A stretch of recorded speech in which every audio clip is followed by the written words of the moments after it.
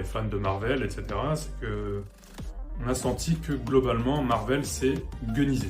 Moi, c'est mon analyse, peut-être que je la ferai un peu plus, de façon un peu plus poussée. J'ai l'impression que les films du MCU se sont gunisés.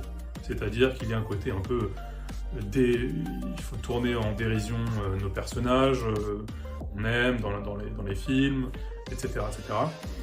Et on l'a vu par exemple, c'est-à-dire qu'au début, le MCU, c'était pas exactement ça. Hein. Donc le premier Iron Man, oui, il y a l'humour à la Tony Stark, toujours, en fait, on y reviendra, il y a toujours un peu d'humour dans les films d'action, depuis des années, mais il y a eu, Iron Man se tenait, hein, c'était un film voilà, qui se tenait, il n'y avait pas ce côté dérision, on ne tourne pas en dérision le personnage.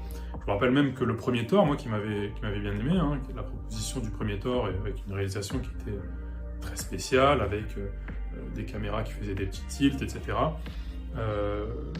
Il y avait une proposition, c'était le premier Thor, on l'oublie, mais c'était quasiment du Shakespeare sur les thématiques développées, etc. C'était beaucoup plus sérieux.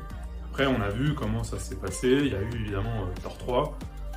C'est devenu voilà, c'est de la bouffonnerie entre Thor qui est devenu un personnage comique, Hulk qui est aussi tourné en dérision, voilà, c'est devenu une blague en fait. Ils sont devenus des blagues vivantes. Ce ne sont plus des personnages qui sont développés, ce sont des blagues. Et ça, je pense que voilà, c'est ça qui s'est développé. Thor 4 a été le symptôme absolu de ça.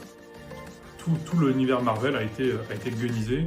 Ça a eu une influence, entre parenthèses, sur DC, parce qu'à l'époque, justement, qu'est-ce qui s'est passé? Il y avait Suicide Squad qui devait sortir, qui avait un ton, le premier, hein, donc, de David Ayer, qui devait sortir, qui avait un ton très dark, etc. Donc on attend toujours la Ayer Cut, hein, j'aimerais bien la voir. Je vous avoue que sur le débat Suicide Squad de Ayer et de Gunn, je vais sortir un peu du lot. J'ai un peu légèrement préféré la version de Ayer, malgré tous les défauts, hein, le méchant final qui est inutile. Mais voilà, j'aimais bien le côté un peu dark, j'ai bien aimé l'histoire du personnage, j'ai oublié son nom là, qui est totalement tatoué, etc. etc. Donc c'était assez intéressant. Et qu'est-ce qui s'est passé par la suite? C'est ce côté totalement gueunisé. Ça a perdu en fraîcheur, hein, comme on l'a senti.